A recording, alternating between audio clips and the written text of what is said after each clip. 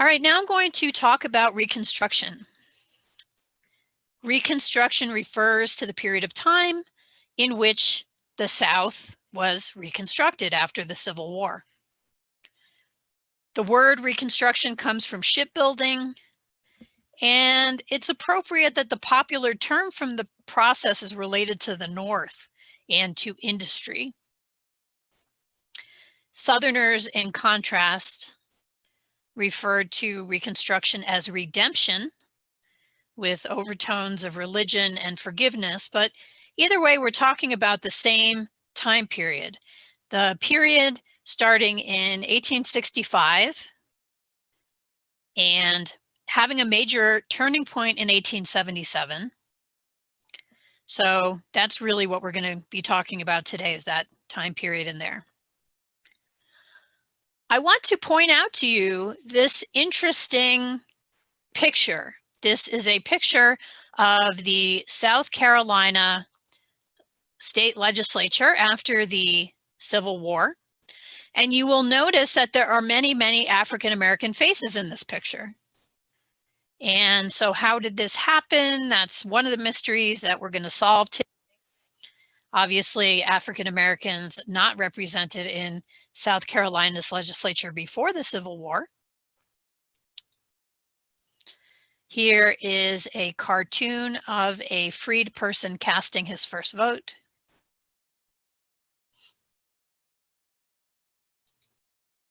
Okay.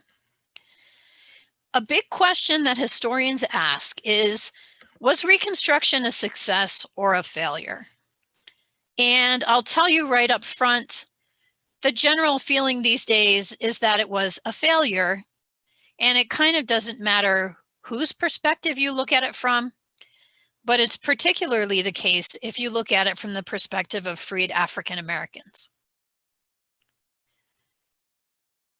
There were three interests at work pretty much during Reconstruction: what the North wanted, what the Southern white people wanted, and what freed African Americans wanted. So I'm going to be looking at those, but I'm going to start with what the freedmen wanted. There were 4 million freed African Americans after the Civil War. And recall that for their whole entire lives up until this point, they had lacked personal autonomy, they had lacked wages, they had lacked the ability to determine their own futures. So the things that they wanted included, first of all, to reunite their families. We might call this social freedom. Many of them traveled around the South trying to find any hint of where the family members who had been sold away from them had been sent. This was made very difficult because literacy was rare, and so there hadn't really been much communication, oftentimes between family members who had been separated by one person being sold to the South.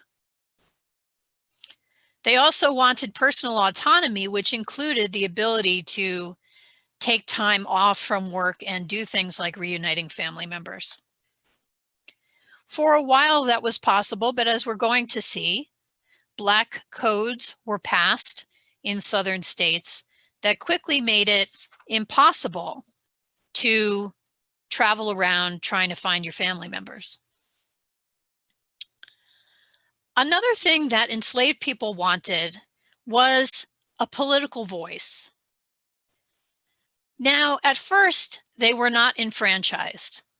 The Civil War ended in 1865, and African-American men didn't get the right to vote until 1870. But they did have the opportunity to lobby existing legislators for what they wanted through the Union League.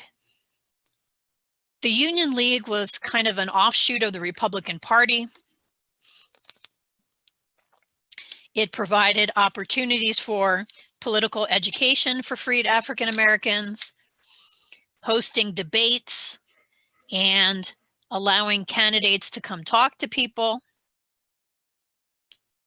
Ultimately, in 1870, as we're going to see when I talk about the Civil War amendments, African American men did get the right to vote, and they overwhelmingly supported the Republican Party because that was the party of Lincoln, and Lincoln had been credited with freeing the slaves.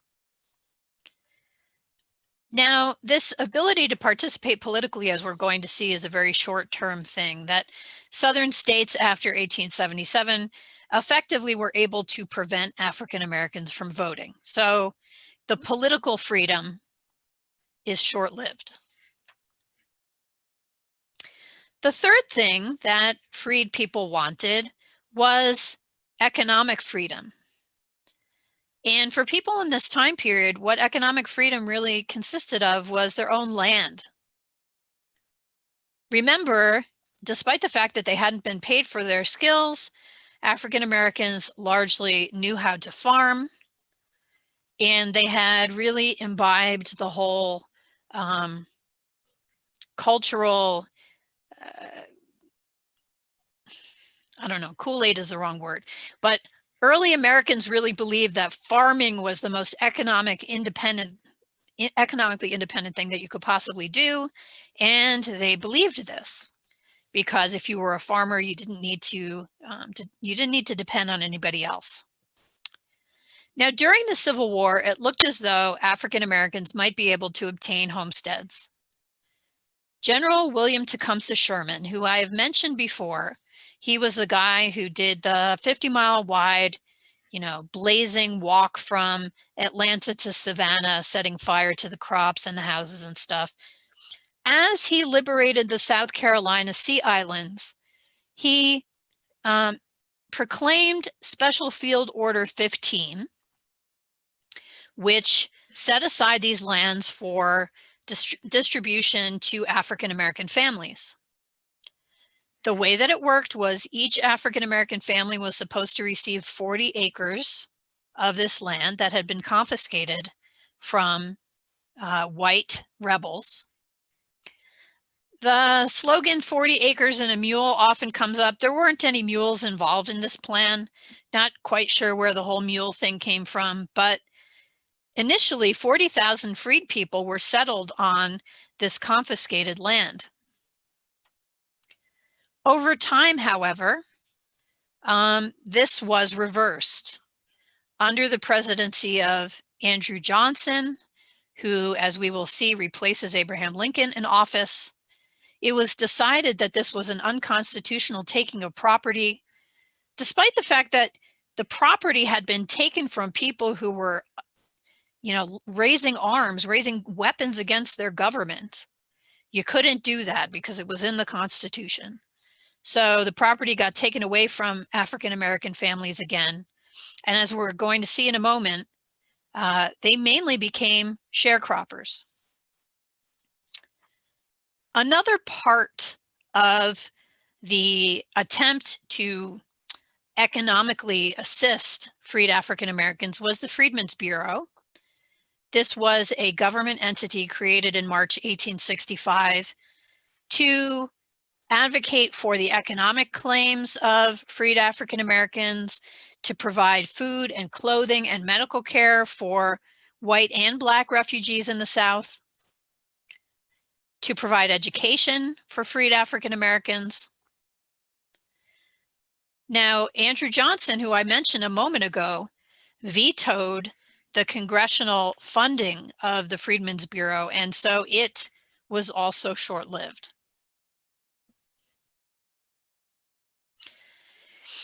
I'm going to talk more about sharecropping in a minute. I think I have the next page is about sharecropping, but I do want to mention that spiritual autonomy was something that African Americans wanted, and it was one of the things that they were more successful in achieving in the post-Civil War period. In the North, there had long been for decades African American churches, many of them African Methodist Episcopal churches, and they became a source of strength for the Black community and a source of training in leadership. So lots of ministers, Black ministers, were literate, They were good speakers, and they became political figures or important otherwise in the Black community. And this lasted right up until and through the civil rights movement of the 1960s. Okay, questions so far?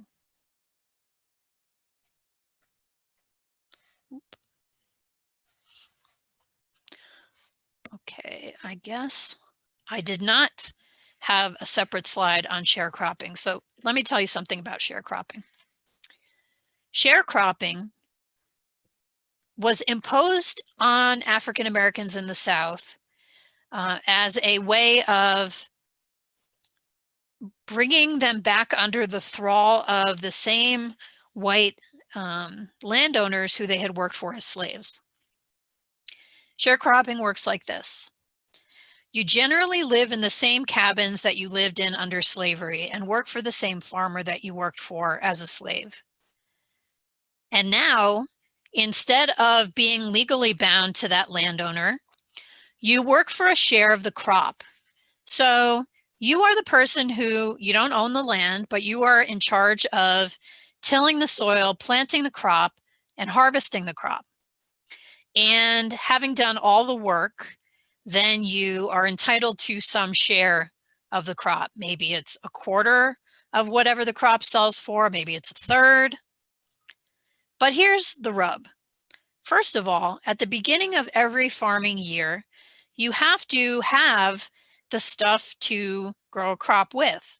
You have to have tools and seed. You have to have food for your family until the crop comes in. You need to have clothing and shoes. The landowner would supply this to you. This is called the furnish. So there was a certain amount of money paid up front or goods paid up front to the sharecropper. When the crop came in, when the harvest came in, the landowner went and sold that crop. The sharecropper didn't have any control over how much it sold for and didn't have any knowledge of how much they were actually owed at the end of a farming year. So often what happened was the landowner would say to the sharecropper, well, you know what, we had a good year this year. We broke even. I don't owe you anything and you don't owe me anything. So in other words, that sharecropper and his family had worked the entire year for the food and clothing and shoes that were supplied on credit at the beginning of the year. Sometimes it would be even worse than that. And the sharecropper would be told, we didn't have a good year. You owe me money. And so sharecroppers couldn't leave. They sank into what economists call debt peonage, where they couldn't leave because they were so in debt to the landowner. So sharecropping, was it just another form of slavery?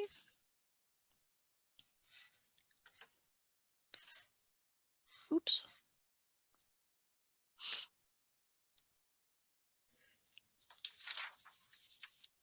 All right. Any questions before I continue?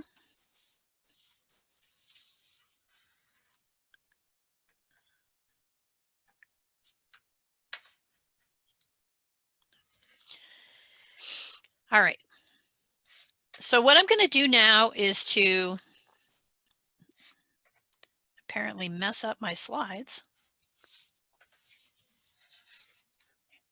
Let me go back to, okay. What I'm going to do now is talk about Reconstruction chronologically. There were three chronological phases of Reconstruction: presidential Reconstruction, radical Reconstruction, and Southern Reconstruction. Each of them had a reigning theory behind it. Each of them had a series of political steps that were taken under it, and each of them had a consequence. So that is what I'm going to be talking about now. Presidential Reconstruction lasted from 1865 to 1866 and was called Presidential Reconstruction because it was led by the presidents Abraham Lincoln and Andrew Johnson. Now we know about Lincoln. Lincoln's sort of anti-slavery bona fides are clearly well established by the end of the Civil War. He didn't start off wanting it to be a war about slavery. It ended up being a war about slavery. So African Americans and Northerners understood that he meant well when it came to his ideas about bringing the South back into the Union after the war. In contrast, Andrew Johnson, Lincoln's vice president, who takes over after Lincoln is assassinated, was a white supremacist. He was a tailor. He grew up in Tennessee. He didn't like planters, so he didn't sympathize with very wealthy Southerners, but he did really sympathize with white supremacy as a representative of the working class Southerner. In December of 1863, while the war was still going on, Abraham Lincoln came up with an idea for how to reconstruct the South when it was all over. And Lincoln's theory was the South ought to be reunited quickly to the Union without punishment. Let bygones be bygones, pretty much. Let's just make it quick, put the Union back together. The keystone of the Wartime Reconstruction Act was the 10% plan. The 10% plan said that when the number of any Confederate States voters who took an oath of loyalty to the Union reached 10%, that state could reestablish a legitimate state government and come back in the Union.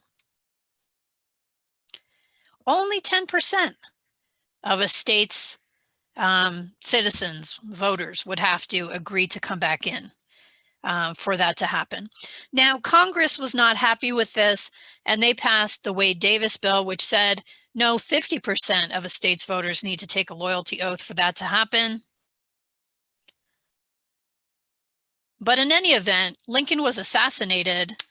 He died on April 14th, 1865, after being shot in the head by John Wilkes Booth during he was watching a play at Ford's Theater in Washington, D.C. with his wife. John Wilkes Booth was a Southerner who was very angry at Lincoln for Lincoln's prosecution of the Civil War. And so Booth shot him in the head and then jumped down onto the stage, yelled, "Sic semper tyrannis," thus always to tyrants. Hurt his ankle pretty badly as he landed on the stage, hobbled away, got on a horse, and rode off. So at that point, Andrew Johnson replaces Abraham Lincoln as the president, and Johnson was not anywhere near as good on civil rights as Abraham Lincoln was. So the May 29th, 1865 Reconstruction Act, which Johnson signed into law, allowed for the appointment of a provisional governor in the states that had seceded, and then the state would have a constitutional convention, and then it could just re-enter the Union. The states that had seceded did not have to ratify the 13th Amendment. They did not have to ratify the amendment eliminating slavery. That was the 13th Amendment.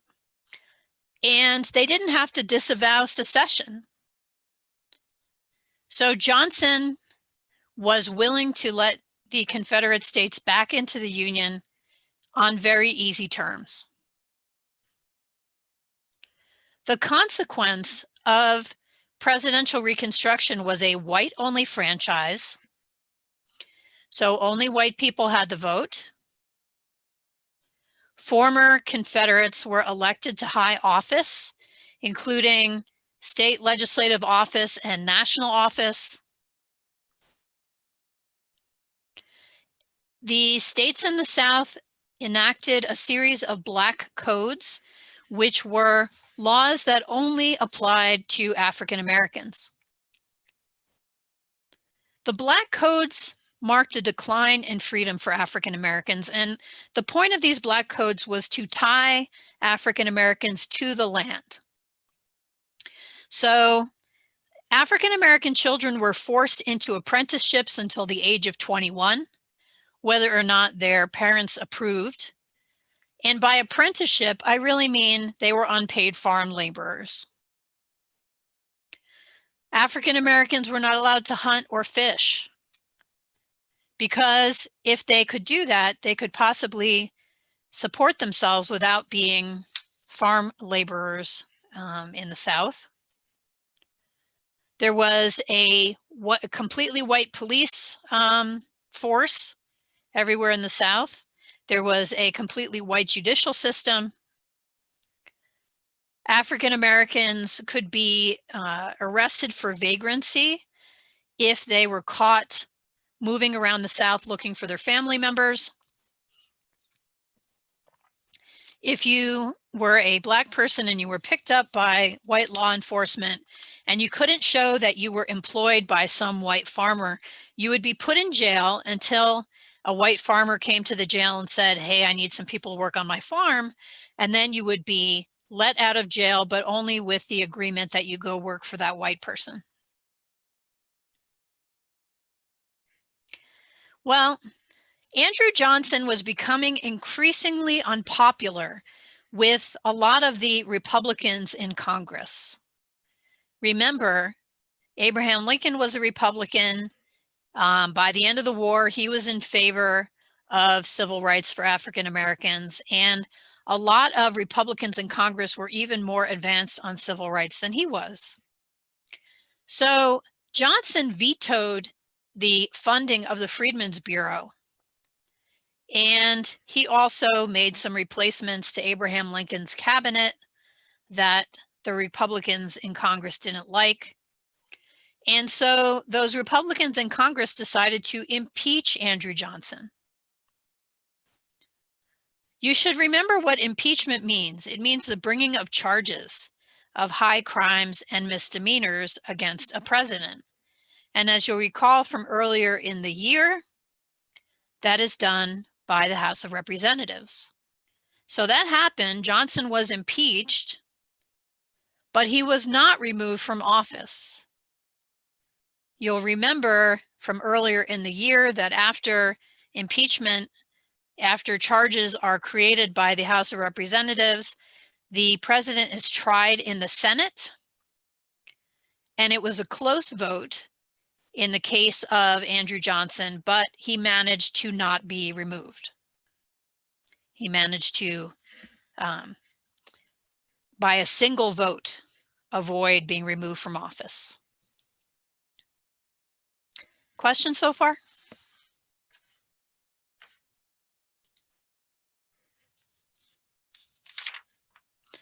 All right. So he's impeached, he finishes out his term, but at this point, the Republicans in Congress are really the ones in charge. They are really the ones with power. Their theory under radical Reconstruction, which lasts from 1867 to 77, is that they want to punish the South. The South has not been sufficiently punished by presidential Reconstruction.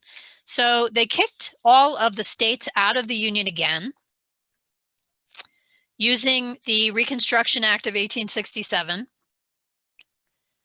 And states were forced to ratify the 14th Amendment and exclude rebels from office in order to be readmitted to the Union. So the Reconstruction Act of 1867 sort of makes it so that former Confederate fighters and officers could not be elected to offices, therefore making it possible for other groups who had traditionally not been represented in state and higher offices to be elected. So this kind of explains why it is that on the first page of this PowerPoint, of the first slide, we see the South Carolina legislature with a lot of African Americans. Freed slaves, people who came down from the North to hold office in the South, They were often called carpetbaggers because they came with their suitcase or carpet bag.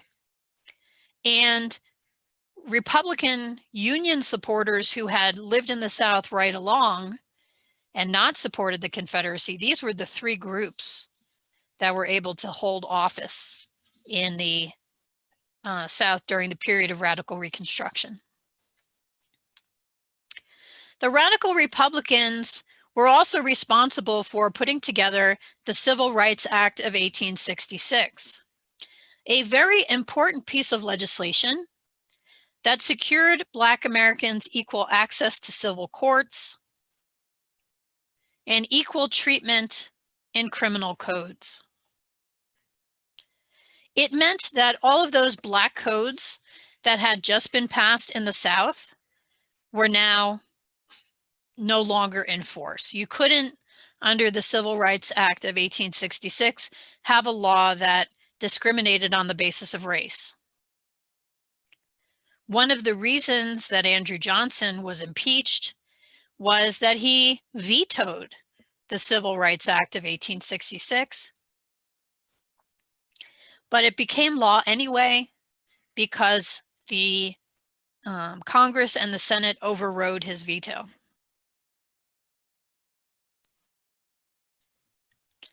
There were 3 amendments passed in the Civil War period and Reconstruction period. They're called the Civil War Amendments.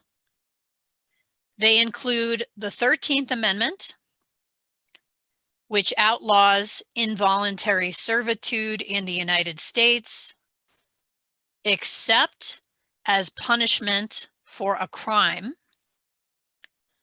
If you have ever seen the documentary 13th, which is on Netflix, you will know that that one little loophole led to a lot of abuse of African Americans after the Civil War, that people were arrested on any pretext and then farmed out as slave labor by the prisons where they were confined.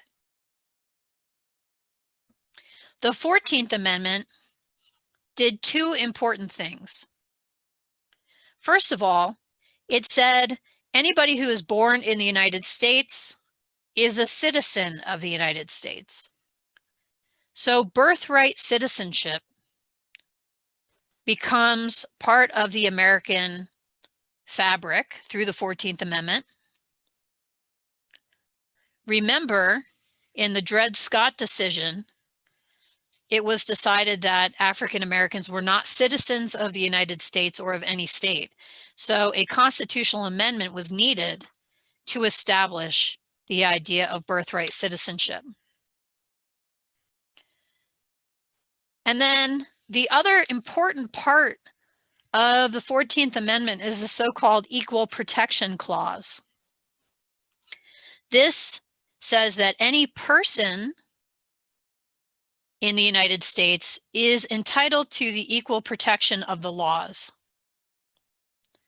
Over time, the Supreme Court has interpreted the Equal Protection Clause to include all persons in the United States, whether or not they are citizens. And then finally, the 15th Amendment, passed in 1870, secured African American men the right to vote. It said nobody should have their voting right abridged on the basis of race. This meant, though, that women still didn't have the right to vote. I mean, the women who had been participating in lobbying for the right to vote, women like Susan B. Anthony, were still out there waving the flag and crusading for the right to vote. And sometimes they said things that were quite racist, like, why is it that these Irish immigrants and Black men who are less educated than us white women, why do they have the right to vote and not us? It would not really be until 1920 that white women would get the right to vote. And as I'm going to explain, Black women didn't really have the right to vote until the 1960s and the passage of the Civil Rights Act, for reasons I'm going to explain.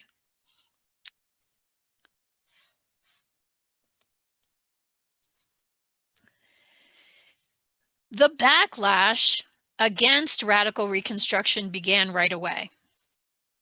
In the late 1860s, many people who had formerly been in the Confederacy, young military officers and former soldiers, formed themselves into a secret society called the Ku Klux Klan, with the idea being that they were going to quote unquote protect white womanhood and really kind of restore the social and cultural relations that had prevailed under slavery. The Klan in this time period involved people getting dressed up in Klan robes and hoods and committing terrorism, not just against African Americans, but also against Southern Republicans of any race. People were terrorized with burning crosses, and they were physically injured. They were threatened with guns. At least one Southern white Republican judge was shot. And courts in Southern states were not doing anything to combat this issue. Why? Well, you probably didn't have to look too hard to find members of the Ku Klux Klan among the police officers in the South, the judges, the white legislators. So in 1871, the Ku Klux Klan Act was passed, making these kinds of offenses a federal crime.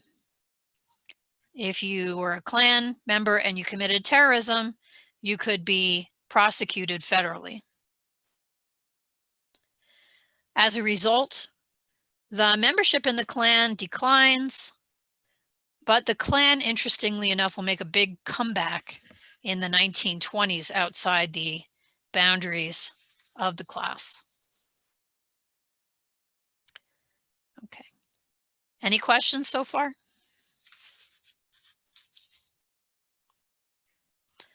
All right. I will talk about one more part of this, and then I'm going to stop for the day. While all of this was going on, the North was involved in reconstructing the South in several ways. The federal government had sent a lot of troops into the South.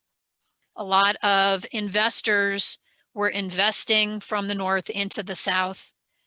And so there was a sense in which the Southern states, the former Confederate states, were somewhat colonized by Northern money and troops. However, in 1873, there was a major financial panic that caused stock market prices to plummet. There were also government scandals that resulted in, for example, the resignation of the vice president. The vice president of the United States was receiving kickbacks from railroads in order to divert profits to prominent Republicans. And the economic depression that began in 1873 and lasted for a decade really caused a lot of people in the North to refocus on the North and to think about their own social problems that included things like widespread immigration, urbanization, conflict, unemployment, but without any social safety net. The Republican Party in 1873 also, or 1872 rather, also split.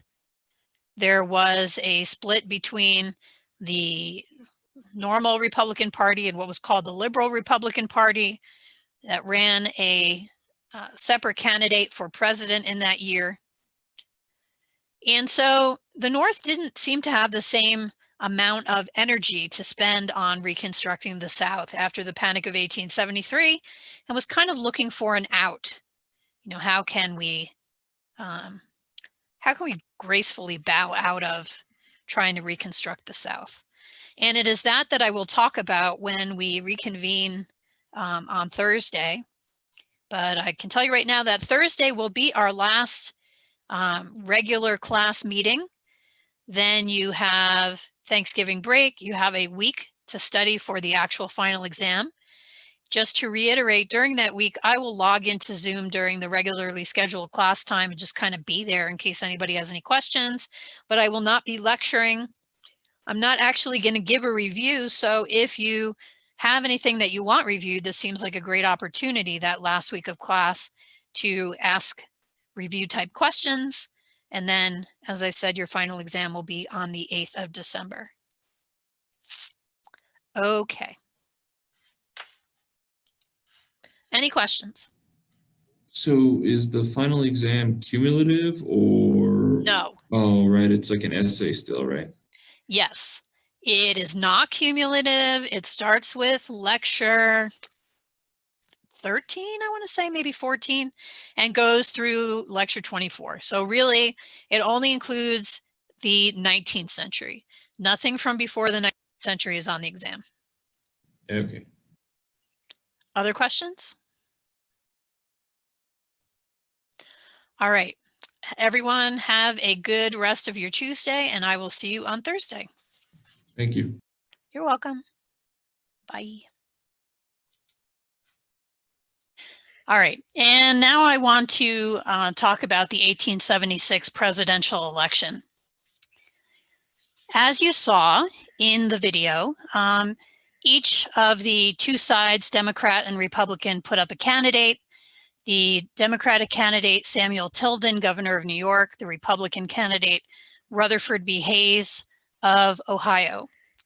And the 1876 election was one where there was a lot of mudslinging. Again, each side hammering away at the integrity of the other. On election day, the Democrat, Tilden, received 250,000 more popular votes than Hayes. And he also got 1 vote less in the Electoral College than the number needed to win. So it wasn't an electoral tie. It was a situation where Tilden had almost half the electoral votes, and then some states, the electoral votes were contested. And you heard South Carolina, Louisiana, and Florida. So time dragged on without people really knowing who had won the election in 1876. The state of Florida, for example, sent 2 separate slates of electors to Washington. And ultimately, Congress moved to settle the deadlock, but not in the way that they're supposed to, with the House of Representatives voting by state delegation for one of the 2 candidates, but rather, as you heard, they set up an electoral commission that was dominated by Republicans. The Republicans voted for Hayes to be the president, and the Democrats didn't recognize this decision at first. That is why things dragged on past January, and inauguration date in this time period was not until March. So it wasn't quite as urgent as it would be now under similar circumstances. But ultimately, what ended up having to happen is that both sides got together in a smoke-filled room and decided on the compromise of 1877. Rutherford B. Hayes assumed the presidency. The North removed its troops from the South and stopped trying to impose any settlement whatsoever on Southern states, so that we enter the 3rd period of Reconstruction, Southern Reconstruction, which is often also called Redeemer Reconstruction. The major aspects of Southern Reconstruction included widespread sharecropping. Even if you were living in the South as a Black person under very oppressive circumstances, it really was impossible to get away and go to the North at this point, or to try to get a better job, let's say working in a factory or a coal mine, because Southern states passed anti-enticement laws that made it a crime to try to attract sharecroppers away from their landlords with the enticement of better wages or better working conditions. So many people who were sharecroppers descended into a kind of debt peonage. They owed more than they made and were not able to freely leave bad farming situations because people would come after them. The law would come after them. Another thing that happened later on in the 1880s, the Supreme Court came down with a series of decisions in what were called the civil rights cases. And the upshot of these basically was that the 14th Amendment, they decided, only applied at the federal level. So African Americans were only guaranteed equal treatment under the laws when it was a federal issue. As a result of this, Southern states began to pass a series of laws that were called Jim Crow laws, after a figure in the minstrel shows, the sort of racist variety shows that made fun of Black people from before the Civil War. Jim Crow was a character in the minstrel show. And Jim Crow laws covered all kinds of situations in which African Americans would now have to be segregated from white people. This included separate schools, separate train cars, separate spaces to sit in public accommodations like movie theaters. African Americans had to sit upstairs in the balcony, whereas the white patrons got to sit in the comfortable seats. African American children were barred from playgrounds and swimming pools. And every public accommodation, pretty much, if it was going to cater to African Americans at all, had separate bathrooms, separate water fountains. Restaurants would not serve African Americans inside the restaurant. You had to go around to the kitchen to get food. So this was the situation that obtained all throughout the 1880s and into the 1890s. And then in 1896, a man named Homer Plessy, who was 7/8 white, so he appeared phenotypically white, tested whether or not he would be forced to sit in the part of a train that was reserved for Black people. This was a smoking car. It was in worse condition than all the other cars of the train. And so Homer Plessy sat in the white people's car. He was told by the train conductor to move. He refused to move.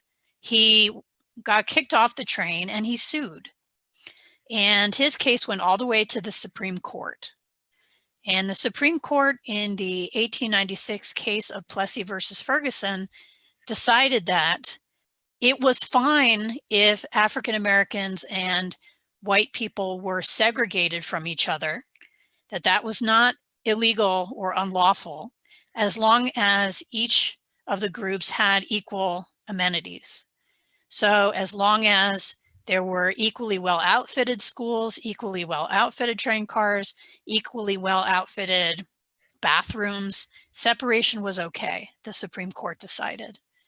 Not only that, but the writer of the majority opinion for the Supreme Court said that there's nothing in segregation that implies that one of the two groups is inferior, unless that's the construction that African Americans want to put on it.